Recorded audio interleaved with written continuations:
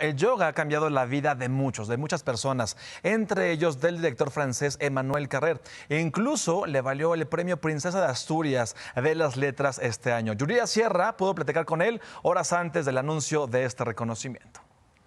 Monsieur Carrère, parce que à la même fois, vous commencez par nous partager votre expérience avec le yoga, mais votre connaissance du yoga, de la pratique spirituelle et physique du yoga. Mais en fait, vous allez aux abîmes qui vous ont précédés et puis suivis. Les moments de la pratique où vous avez décidé de nous partager et commencer à écrire. Oui, alors c'est sûr que le yoga, ça fait beaucoup de bien, mais ça ne vous protège pas de tous les malheurs de la vie, ça ne vous protège pas de la maladie mentale si vous y êtes sujet. Et il se trouve que, alors que j'écrivais ce livre sur le yoga, diverses circonstances ont fait que j'ai plongé dans une espèce de dépression très profonde et ça qui a duré sous sa forme la plus aiguë 4 mois où j'ai été hospitalisé dans un hôpital psychiatrique. Parce que moi, quand je vous lisais, Monsieur Carrère, moi je me demandais, ça sera que tout le monde, on a besoin d'aller en chercher une façon de lutter avec son histoire, avec ses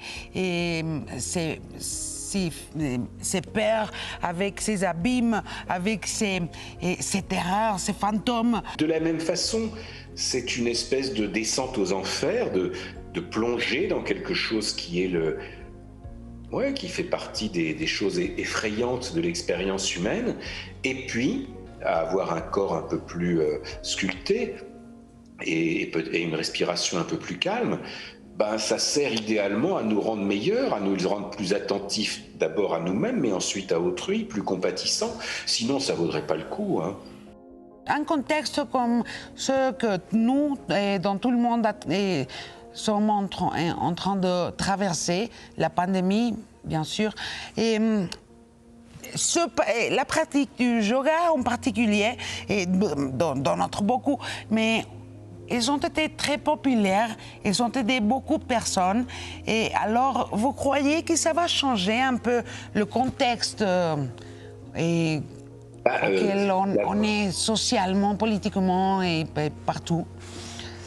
Déjà, il y a quand même un avantage du yoga dans une circonstance comme ça, c'est que vous pouvez le faire chez vous. C'est que vous avez besoin de très très peu d'espace pour faire ça. C'est vraiment si vous voulez, dans période de pandémie, c'est difficile de jouer au rugby, mais le yoga, vous pouvez en faire vraiment dans n'importe quelle circonstance. Au fond, ce que ça vous demande, c'est l'espace correspondant à la taille d'un tapis de yoga. Je sais pas. Vous savez, vous? Non, c'est moi qui vous demande. Vous savez pas. Et dans ce temps qu'on parle toujours aussi de la santé mentale, c'est merveilleux d'aller lire yoga, et pas seulement pour tout ce qu'on a déjà parlé, mais aussi parce que l'invitation qu'on presque n'a jamais, personne ne l'a fait, et d'aller chercher à l'intérieur de soi-même.